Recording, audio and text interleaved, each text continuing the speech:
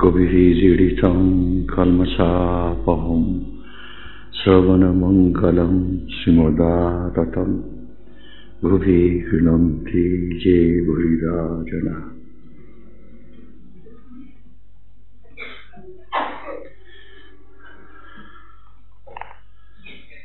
আমরা দেখি যে শ্রীরামকৃষ্ণ কথা বলেই চলেছেন, জাহাজে যাচ্ছেন আর ধর্ম প্রসঙ্গ। যারা জাহাজে আছেন ব্রাহ্ম সমাজের সদস্য সব, তারাও ধর্ম প্রসঙ্গ ভালোবাসেন। শ্রীরামকৃষ্ণকে তারা তুলেছেন জাহাজে এই ধর্ম প্রসঙ্গ তার মুখ থেকে শুনবেন বলে। এ থেকে আমরা বুঝি শ্রীরামকৃষ্ণ তখনকার কলকাতা সমাজে কতটা জনপ্রিয় হয়েছেন, সম্মান পাচ্ছেন, রেকগনিশন। সামান্য পুজুরি বামুন, লেখাপড়া জানেন না, অন্তত তখনকার দিনে লেখাপড়া বলতে যা বোঝাতো, ইংরেজি না জানলে লেখাপড়া হয় না। শ্রীমৎ জিজ্ঞাসা করছেন, উনি কি খুব পড়াশোনা করেন? বৃন্দেজিকে এত কথা বলেন, পড়াশুনো যে করেনি সে আবার কি বলবে, অপরকে কি উপদেশ দেবে? আমাদের হিন্দু শাস্ত্রে আবার জ্ঞানের একটা আলাদা সংজ্ঞা আছে। জ্ঞান মানে বই পড়া জ্ঞান নয়, ইন্দ্রিয়গ্রাহ্য জ্ঞান নয়, অতীন্দ্রিয় জ্ঞান, ট্রান্সেন্ডেন্টাল। আমরা একটা বিশ্বাস করি যে অতীন্দ্রিয়, এটা সেন্স পারসেপশন নয়, না, সেটার মধ্যে ভুল থাকে, কিন্তু অতীন্দ্রিয় সেটা কি করে হয় বলা বড় শব্দ, বোঝানো যায় না। যার হয়েছে সেই জানে অতীন্দ্রিয় জ্ঞান। আমি দেখছি, আমি শুনছি, এই যে শ্রীরামকৃষ্ণ স্বামীজিকে বলছেন, হ্যাঁ দেখেছি বই কি, ঈশ্বরকে দেখেছি বই কি। শ্রীরামকৃষ্ণ তো একটা চ্যালেঞ্জ করতে গিয়েছিলেন, স্বামীজি গিয়েছিলেন শ্রীরামকৃষ্ণকে পরীক্ষা করার জন্য। কোথায় ভগবান? সবাই বলে ভগবান, কোথায় ভগবান? কেউ দেখেছে?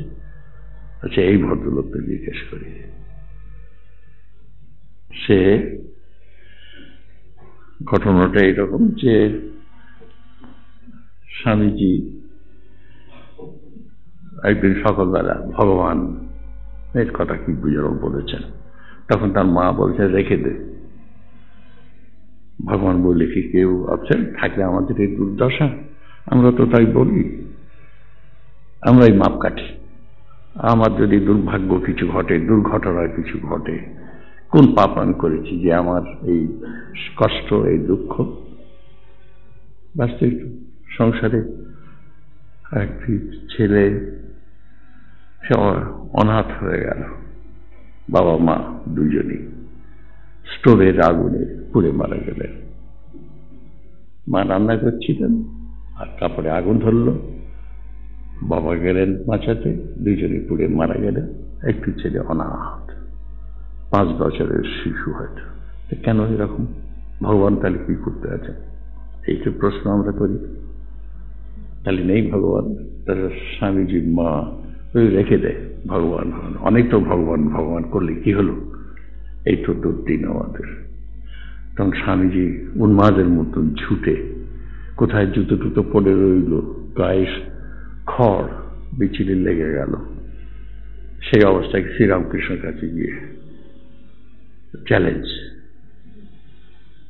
বলছেন কি, মশাই আপনি কি ভগবান দেখেছেন? শ্রীরামকৃষ্ণ অবলীলাক্রমে বলছে, হ্যাঁ দেখেছি ভাই, কি এই যেমন তোকে দেখছি তেমনি আরো স্পষ্ট দেখেছি, আর তুই যদি দেখতে চাস তোকে দেখাতেও পারি, কাউন্টার চ্যালেঞ্জ, তোকে দেখাতেও পারি। তারপরে দুইজনের লড়াই, বহুদিন ধরে সংগ্রাম। সেই শিপম্যান সুন্দর একটা কথা বলেছে, বলছে যে স্বামীজি যেন একটা ষাঁড়, ম্যাড বুল, ম্যাড কথা না কথা উনি ব্যবহার করেন, এটা বুল। আর শ্রীরামকৃষ্ণ তো দুর্বল মানুষ, ফ্রেল, সেই বুল তেড়ে এসে শ্রীরামকৃষ্ণকে আক্রমণ করছে, আর শ্রীরামকৃষ্ণ তার শিং দুটো ধরলেন, আর খানিক পরে দেখা গেল যে ষাঁড়টি তার পায়ের উপর লুটিয়ে পড়ল। খুব সুন্দর একটা expression, in grateful surrender. Swamiji আত্মসমর্পণ করলেন, ইন গ্রেটফুল সারেন্ডার, যে তুমি দয়া করে আমাকে, আমি শরণাগত, আমাকে রক্ষা করো, আশ্রয় দাও। তাই এই শ্রীরামকৃষ্ণ বার্ষিক সবটা যদি ভাবা যায়, বড় অদ্ভুত ব্যাপার, ব্যাখ্যা করা যায় না কি করে। এইসব এদের সঙ্গে কথা বলা, কেশব সেন এরা কত বড়, এদের সঙ্গে কথা বলাই তো একটা বিরাট ব্যাপার। বিদ্যাসাগরের সঙ্গে কথা বলা, তার বাড়িতে যাওয়া, কিন্তু দেখা যাচ্ছে যে শ্রীরামকৃষ্ণ কথা বলে চলেছে, আর বিদ্যাসাগর তারা হ্যাঁ তাই তো। উল্টোটা হওয়া উচিত ছিল, বিদ্যাসাগর কথা বলেন, বিদ্যাসাগর পণ্ডিত, বয়সে বড়, 19 বছরের বড়, কিন্তু কথা বলছেন শ্রীরামকৃষ্ণ।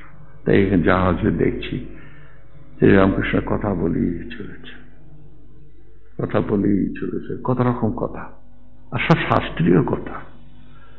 বড় জিনিস হচ্ছে যে শ্রীরামকৃষ্ণ খাম খেয়ালি একটা কথা বলছেন না, সব শাস্ত্র সম্মত, তা নাহলে কথার কোনো মূল্য হতো না যদি শাস্ত্র সম্মত না হয়। এটা পরম্পরা, পরম্পরা চলে আসছে, একটা ধারা চলে আসছে, একজনের পর একজন আসছেন।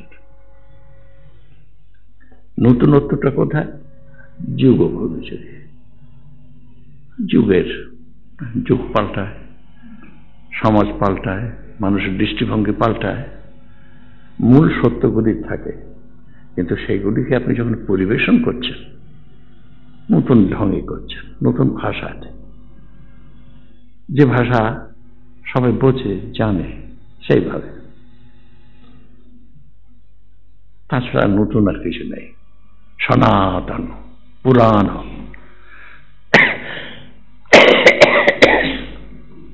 আমরা বলি পুরাণ, পুরাণ মানে নিত্য, যেটা নিত্য সত্য সেটাই বলি পুরাণ, সনাতন।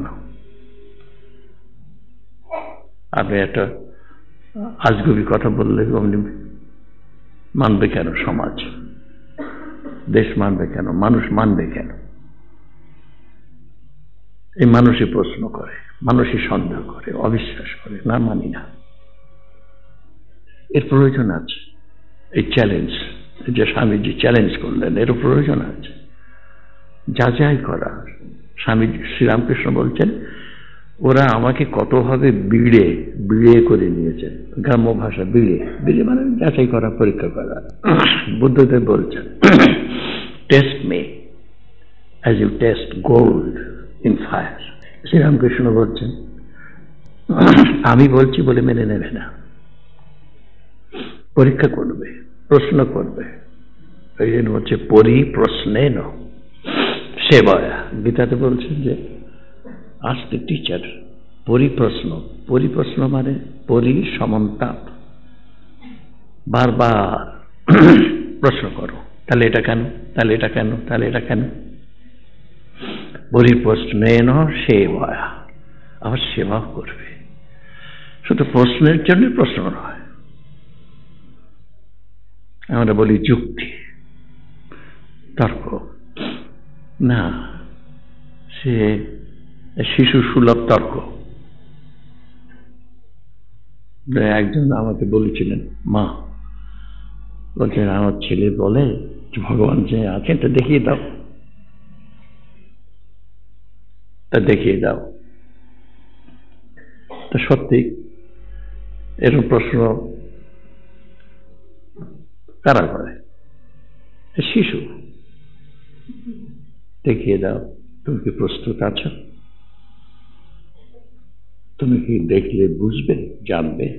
না, সব জিনিস তুমি বুঝবে না, জানবে না, তোমাকে প্রস্তুত হতে হবে। বিজ্ঞানের একটা কথা, সকলকে কি দেখিয়ে দেওয়া যায়, বুঝিয়ে দেওয়া যায়? না, তো বুঝিয়ে দেওয়া যায় না। শিক্ষা করতে হয়। আমাদের এই যে হিন্দু শাস্ত্র বলে চিত্ত শুদ্ধি, মনটা থেকে, মনের মলিনতা, আমার মনে কত রকম অঙ্কট বঙ্কট বায়াস সব কত রকম রয়েছে। ভগবানকে জানা, উপলব্ধি করা, সে করার জন্য প্রস্তুত হতে হয়। না হলে কি দেখলাম, ভূত দেখেছি হয়তো, ভূত দেখলাম না কি দেখলাম, না ওরকম না। উপলব্ধি একটা, সে দেখাটা অন্য রকমের দেখা। এই চোখ দিয়ে দেখা নয়, এই চোখ দিয়ে দেখা যায়, এই চোখ দিয়েও দেখা যায়, কিন্তু সে দেখাতে হয়তো তৃপ্তি হয় না, সে দেখাতে হয়তো আমার অবিশ্বাস দূর হয় না। চোখ দিয়ে দেখা আর এক রকমের চোখ। যেমন গীতাতে শ্রীকৃষ্ণ বলছেন, অর্জুন তুমি তো আমার কথা নেবে না, আমি তোমার কাছে কে? সারথি, তোমাকে আমি আলাদা চোখ দিচ্ছি, আলাদা দৃষ্টি দিচ্ছি, তখন এই দেখো আমাকে। তখন অর্জুনের দেখছেন কি বিরাট ব্যাপার, কোটি সূর্য। বাস্তবিক এইসব মিস্টিক্স, তারা এই কথা বলে, ভিতরে আলো দেখলাম। এই বাইরের আলো কি আলো, ভিতরের আলো আরো আরো তীব্র, কোটি সূর্য দেখছি, আর সব কি কাণ্ড কারখানা সেখানে ঘটছে। তা অর্জুন আর পাচ্ছে না সহ্য করতে, তুমি দয়া করে সম্বর, তুমি এসব সরিয়ে নাও, আমার আগের চোখ ফিরিয়ে দাও। আমি ভুল করে তোমাকে সখা বলেছি, নাম ধরে ডেকেছি কৃষ্ণ বলে, অজানতা, জানতাম না, অজ্ঞান, এখন বুঝতে পারছি। তা সত্যি সে চোখ চাই, অর্থাৎ মলিনতা, অহংকার, কত রকমের সমস্ত মনের মধ্যে। এই বলছে বিদ্যতে হৃদয় গ্রন্থি, গ্রন্থি আছে, গাঁট আছে, গিরু আছে, একটা দড়ি আমাদের গিরু, গাঁট, সে গাঁটগুলি যদি না খোলেন, গ্রন্থি, এই গাঁট বলে। বিদ্যতে হৃদয় গ্রন্থি ছিদ্যন্তে সর্ব সংশয়, সমস্ত সংশয় মন থেকে, মনটা পরিষ্কার স্বচ্ছ মন, একটা ওপেন মাইন্ড, আমরা বলি ওপেন মাইন্ড, বলি আমরা রিসেপটিভ মাইন্ড, একটা রিসেপটিভ, একটা যদি মন আগেই থেকে বায়াস হয়ে আছে, না এইসব বাজে ধাপ্পা। যাই হোক, এই যে শ্রীরামকৃষ্ণের এসব কাণ্ড কারখানা, একটা কথা বলতে ইচ্ছে করছে, এখানে ঠিক প্রসঙ্গ বোধ হয় নয় সেটা। এই যে আমরা বলি প্রেম, ভালোবাসা, তো হচ্ছে তিন প্রকারের। শ্রীরামকৃষ্ণ বলছেন এটা ভক্তি শাস্ত্রের কথা। একটা হচ্ছে সাধারণী, সাধারণ যে ভালোবাসা, সেটা কি? যে আপনি যদি কাউকে ভালোবাসেন, সেটা আত্মনস্তু কামায় সর্বং প্রিয়ং ভবতি। উপনিষদে বলছে নিজের স্বার্থ, নিজের জন্য সর্বং প্রিয়ং ভবতি। আমি যে ভালোবাসি সে হচ্ছে আত্মনস্তু কামায়, আমার নিজের স্বার্থ কোনো উদ্দেশ্য আছে, তাকে বলে সাধারণী ভালোবাসা। সাধারণ ভালোবাসা এরকম, আমার নিজের সুখের জন্য, নিজের স্বার্থের জন্য আমি ভালোবাসি। ভগবানকে যদি ভালোবাসি বা কাউকে যদি ভালোবাসি, একটা বিনিময়ে কিছু পাবো বলে, সামথিং ইন রিটার্ন, সেলফিশ, সাধারণ। আবার বলছে সমঞ্জসা, তুমি ভালো থাকো আমিও ভালো থাকি, শুধু আমি ভালো থাকি না, তুমিও ভালো থাকো, এই যে ভালোবাসা সমান। কিন্তু গোপীদের ভালোবাসা, রাধার ভালোবাসা সমর্থা, তুমি সুখে থাকো, তুমি সুখে থাকো, আমার কি হয় না হয় তুমি ভেবো না, এ নিয়ে তুমি ভেবো না, তুমি সুখে থাকো।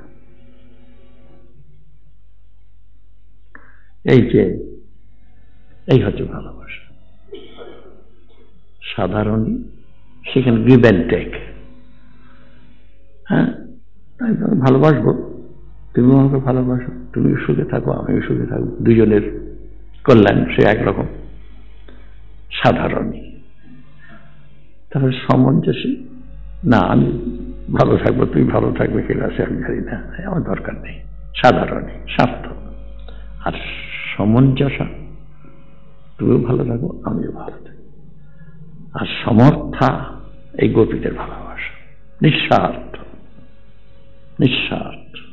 বিশুদ্ধ, একেই বলে বিশুদ্ধ প্রেম।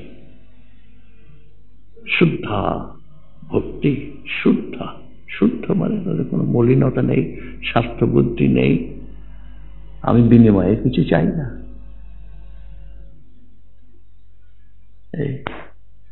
এই শ্রীরামকৃষ্ণ অনেক জায়গায় সব কথা বলেছেন, ভালোবাসা, গোপীদের ভালোবাসা বড় সাংঘাতিক ব্যাপার। দেহ বুদ্ধি থাকলে হয় না, আমি নেই, আমি নেই।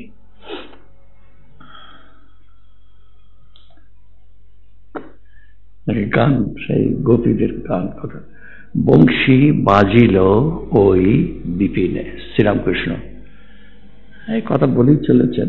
আর মাঝে মাঝে গান, আর কিরকম গান, যেটা নাকি যেখানে খাটে, রেলিভেন্ট। এই যে গান এক একটা দিচ্ছেন, একটা পয়েন্ট ইলাস্ট্রেট করতে চাচ্ছেন, একটা কথা প্রতিষ্ঠা করতে চাচ্ছেন, তো সেই কথা প্রতিষ্ঠান একটা গানের ভিতর দিয়ে। বংশী বাজিল ওই বিপিনে, নদীর ধারে, যমুনার তীরে বিপিনে ওই বংশী বাজল। আমার তো না গেলে নয়, শ্যাম পথে দাঁড়িয়ে আছে, তোরা যাবি কিনা, যাবি বলগো, আমার না গেলে নয়, তোরা যাবি না, তোরা বল, আমার না গেলে নয়। তোদের শ্যাম কথার কথা, আমার শ্যাম অন্তরের ব্যথা, তোদের বাজে বাঁশি কানের কাছে, বাঁশি আমার বাজে হৃদয় মাঝে। তোরা কানে শুনিস, আমি হৃদয়ে শুনি। শ্যামের বাঁশি বাজে বেরাও রায়, তোমার বিনে বেরো, মানে বেরো হবে একটা ভুল আছে, বেরো রায়, শ্যামের বাঁশি বাজে, তোমা বিনে কুঞ্জের শোভা নাই। ঠাকুর কাঁদছে, চোখ দিয়ে জল পড়ছে। ভক্তাদি বললেন, রাধা কৃষ্ণ মানে আর না মানো আর নাই মানো। দেখুন, রাধা কৃষ্ণ আমার এই কাহিনী তো মানতেই হবে, যেটা ঐতিহাসিক কাহিনী, তা হয়তো নয়, সেটা তো বড় কথা নয়।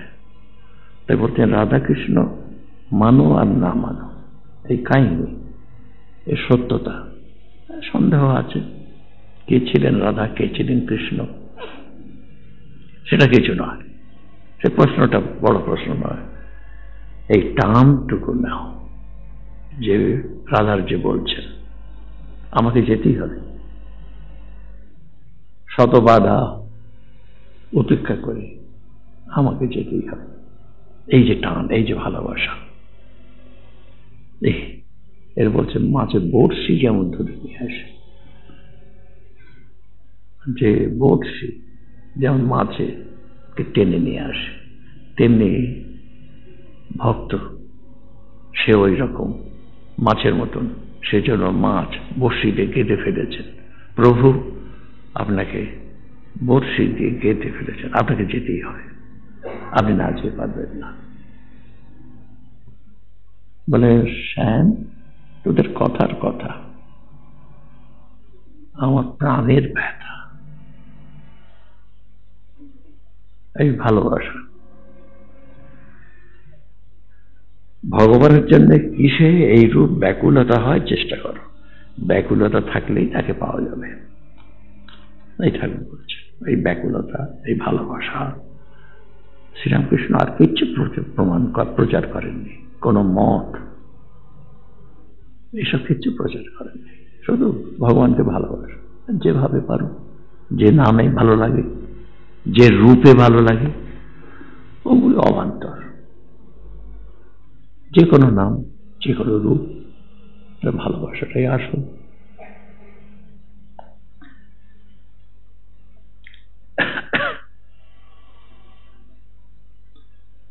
তারপরে এখনো স্টিমার চলছে, ভাটা পড়েছে, কলকাতার দিকে চলেছে খুব দ্রুত গতিতে,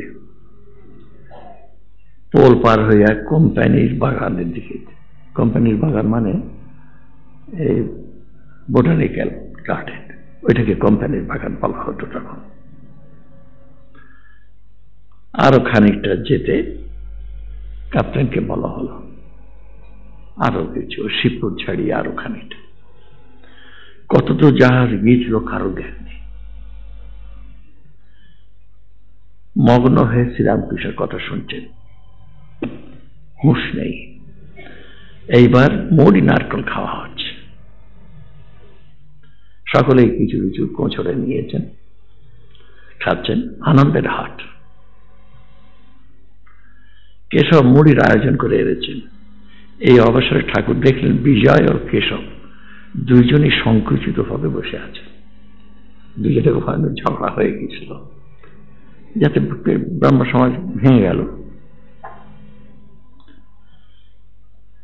তখন ঠাকুর যেন দুইজন অবধ ছেলে এইভাবে তাদের মধ্যে ভাব করে দিচ্ছেন, সর্বভূত হিতে রথ। ধর্মের সম্বন্ধে, ধর্ম কি? সর্বভূত হিতে রথ। তাকে আমরা ধার্মিক বলবো? যিনি সকলের মঙ্গল কামনা করেন। গীতার একটা শ্লোক, গীতাতে এই রয়েছে, সর্বভূত হিতে রথ, কারণ অমঙ্গল করেন না, তার কাছে তো শত্রু বলে কেউ নেই। সংযম ইন্দ্রিয় গ্রাম, সংযত করে, সংযম সংযত করে ইন্দ্রিয় গ্রাম, যত ইন্দ্রিয় আমাদের আছে সবগুলিকে, এগুলি যেন বলা হয় না, ঘোড়া গাড়ি লাগাও, আপনাকে লাগাম টানতে হবে, ঘোড়ার মুখে লাগাম দিয়ে টেনে ধরে থাকতে হবে। সেই জন্য বলছে সংযম ইন্দ্রিয় গ্রাম, সমস্ত ইন্দ্রিয়গুলিকে সংযত করতে হবে। আমরা পড়াশোনা করতে গেলে তাই করতে হয়, এই সংযম, কোনটা করব কোনটা করব না। পড়াশোনা হোক, আপনি গবেষণা করছেন, আপনি হয়তো গান শিখছেন, আপনি হয়তো ছবি আঁকছেন, আপনার একটা দিকে ঝোঁক আছে, সেটা করতে যাচ্ছেন, ব্যবসা করতে যাচ্ছেন, পয়সা উপার্জন করতে যাচ্ছেন, যাই করুন, আপনাকে এটা করতে হবে।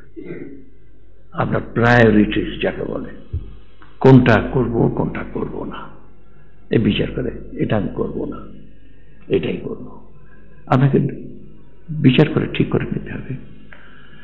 তারপর সর্বত্র সমবুদ্ধয়, এই সমবুদ্ধি, সমদৃষ্টি, সর্বত্র সবাই আমার আপনার চল, বসুধৈব কুটুম্বকম, কেউ আমার পর নয়, সবাই আমার বন্ধু, আপনার চল, সমবুদ্ধয়, সকলের মধ্যে আমি ঈশ্বরকে দেখছি। তে প্রাপ্নুবন্তি মামেব, যে নিজের সমস্ত ইন্দ্রিয়গুলোকে জয় করেছে, যে সকলকে সমদৃষ্টিতে দেখে, তে প্রাপ্নুবন্তি, তারা পাবে মাম, এবং আমাকেই পাবে তারা। কখন আমি সমদৃষ্টি করতে পারি, সকলের মধ্যে আমি এক, ব্রহ্মময়ং জগৎ, ব্রহ্ম ছাড়া কাউকে দেখছি না। সে দুষ্ট ব্রহ্ম, দুষ্ট ব্রহ্ম, চোর ব্রহ্ম, চোর নারায়ণ, এই রূপে তিনি এসেছেন। সবার মধ্যে নারায়ণ, সবার মধ্যে ঈশ্বর ব্রহ্ম। তে প্রাপ্নুবন্তি মামেব, তা আমাকেই পাবে সে। সর্বভূত হিতে রতা, এমন লোক যারা যারা সংযত, সমস্ত ইন্দ্রিয়গুলোকে যে সংযত করতে পেরেছে, যার সমদৃষ্টি,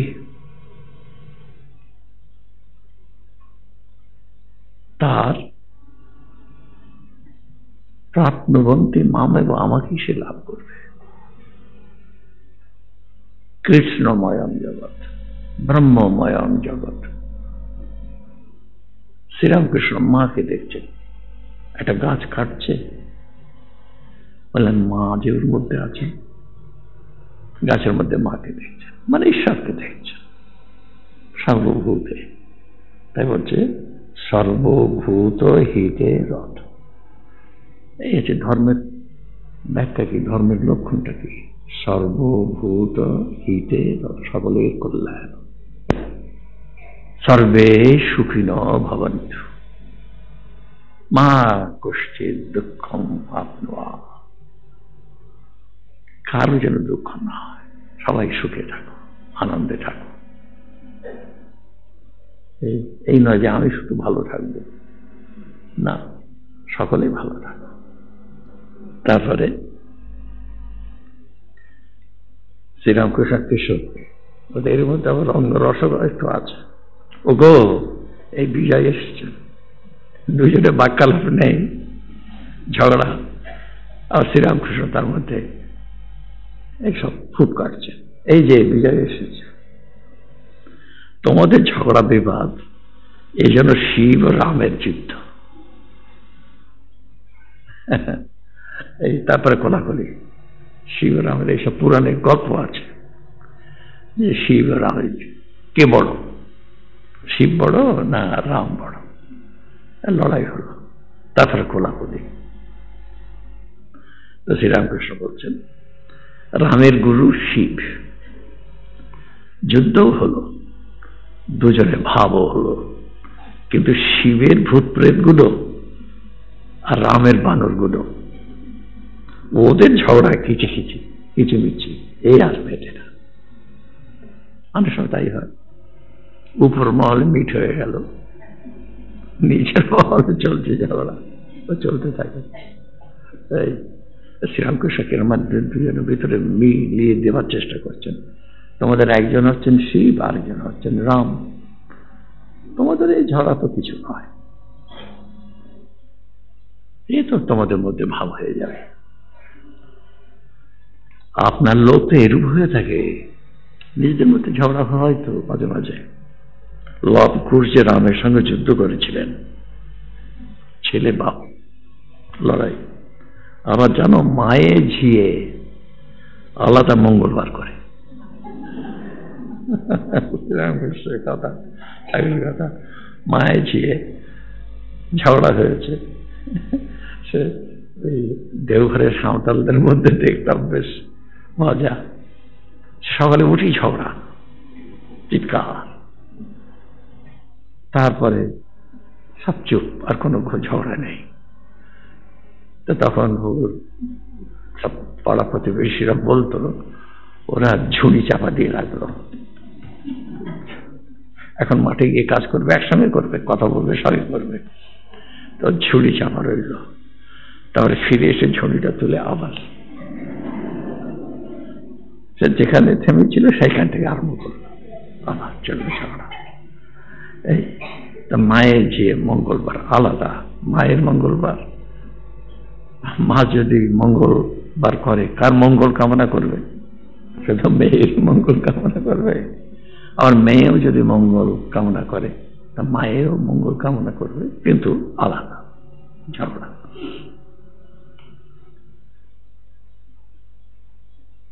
মার মঙ্গল আর মেয়ের মঙ্গল যেন দুটো আলাদা, কিন্তু এর মঙ্গলে ওর মঙ্গল হয়। তেমনি তোমাদের এর একটি সমাজ, আবার ওর একটি সমাজ দরকার। এই দলটা হলো কেন? একটা সমাজ আছে, তা ওর নেতা, আমি কেন নেতা হব না? তা একটা আলাদা সমাজ গড়লাম। যদি বলো ভগবান নিজে লীলা করেছেন, সেখানে জটিলে কুটিলে কি দরকার?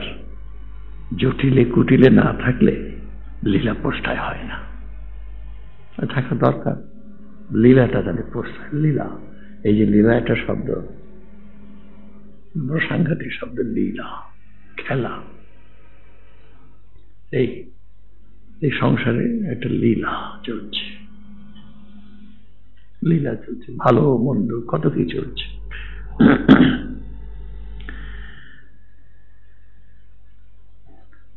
রামানুজ বিশিষ্টাদ্বৈতবাদী, ওই যে কোয়ালিফাইড মনিজম বলে, সেটা বিশিষ্টাদ্বৈতবাদী।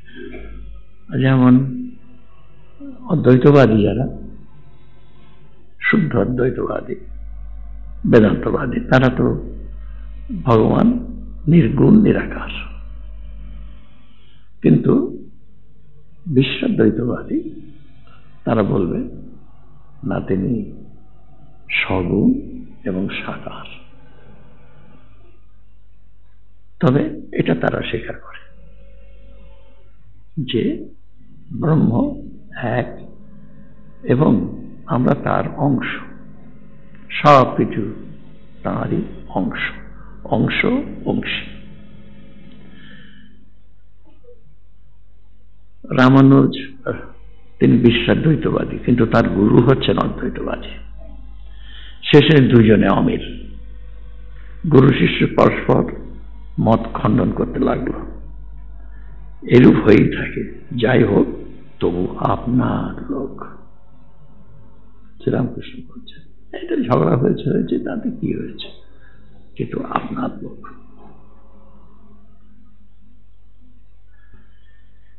সকলে খুব আনন্দ করছেন। ঠাকুর কেশবকে বলছেন, তুমি প্রকৃতি দেখে শিষ্য করো না, তাই এইসব ভেঙে যায়। এই যে আমাদের সব বিচার আছে না, আধার বিচার, আধার, সবাইকে তো সব বলা যায় না। শ্রীরামকৃষ্ণ খুব করতেন আধার। যেসব কথা তিনি নরেনকে বলবেন, সেসব কথা আবার হয়তো রাখালকে বলবেন না, আরেকজনকে বলবেন না, সব আধার বিচার।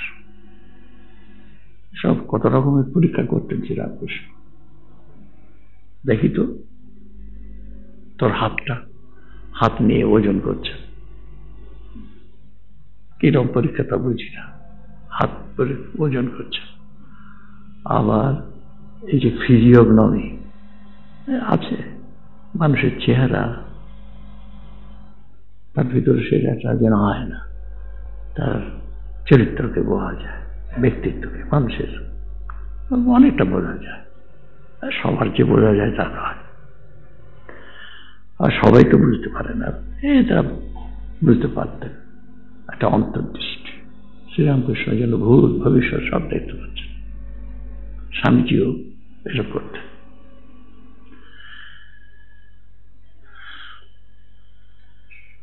মানুষগুলি দেখতে একরকম, কিন্তু ভিন্ন প্রকৃতি, ঠিক কথা। কারোর ভিতর সত্যগুণ বেশি, এটা তো মোটামুটি। কারোর মধ্যে রজগুণ, কারোর মধ্যে তমগুণ, এই তিনটে গুণ। পুলিগুলি দেখতে সব একরকম, পুলি পিঠে। কারোর ভিতর ক্ষীরের পুর, কারোর মধ্যে নারকেলের, কারোর মধ্যে কলাই ডালের এই পুর। কার মধ্যে কি আছে? এক দেব সর্বভূতেষু গুণ, সকলের মধ্যে এক ভগবান রয়েছে, কিন্তু প্রকাশের তারতম্য, কারোর মধ্যে বেশি প্রকাশ, কারোর মধ্যে কম। এই যে মানুষের পার্থক্য, এই কারোর মধ্যে বেশি প্রকাশ। এমন লোক, সে সত্যনিষ্ঠ, পরোপকারী, শান্ত, দয়ালু, এসব কতগুলি গুণ দেখতে পাওয়া যায়। সত্য গুণ এই দেখতে পাওয়া যায়। কারো অনিষ্ট করতে পারে না, কাউকে আঘাত করবে না। আবার রজগুণ একটু অন্যরকম, রজগুণ। আবার সত্যগুণ, তমগুণ। তমগুণ আপাত দৃষ্টিতে সত্যগুণের মতো অলস, নির্বোধ, কিছু করতে চায় না।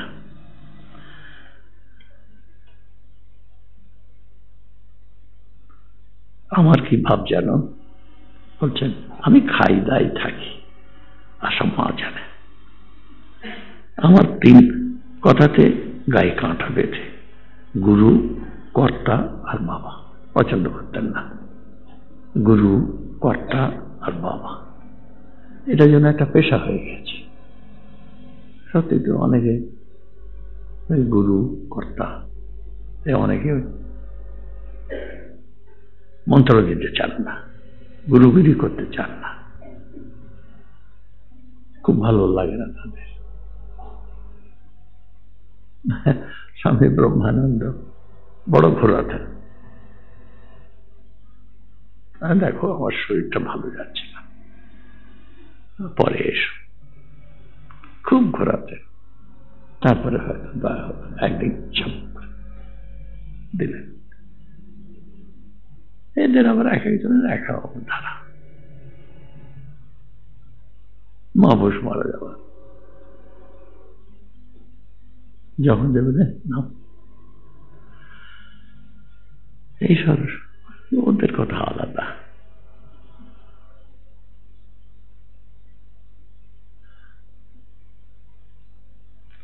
গুরু এক সচ্চিদানন্দ।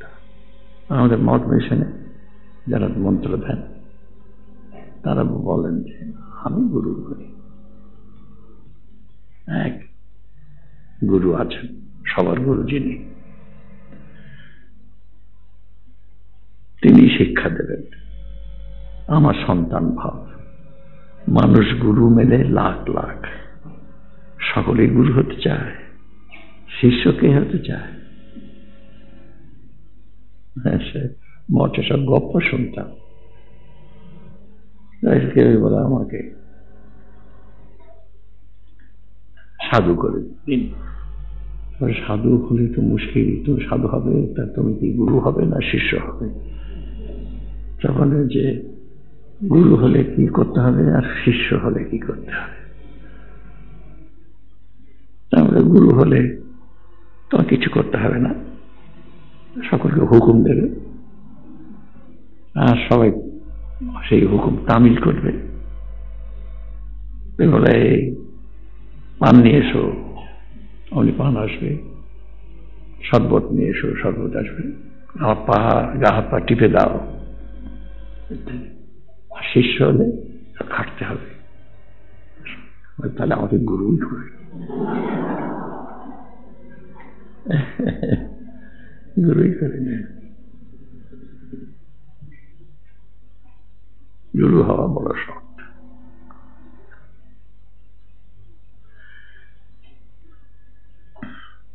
লোক শিক্ষা দেওয়া বড় কঠিন। তিনি সাক্ষাৎকার যদি হন, সেটা কিছু চাপরাস চাই, ম্যান্ডেট, অথরিটি, সত্যি তাই। না হলে অন্ধেন নিয়মানা যথাহত্যা,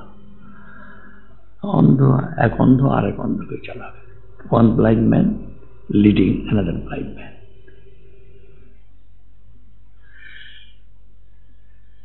যদি তিনি সাক্ষাৎকার হন, আদেশ দেন, তাহলে নারদ সুখদেবাদির আদেশ হয়েছিল, শঙ্করের আদেশ হয়েছিল।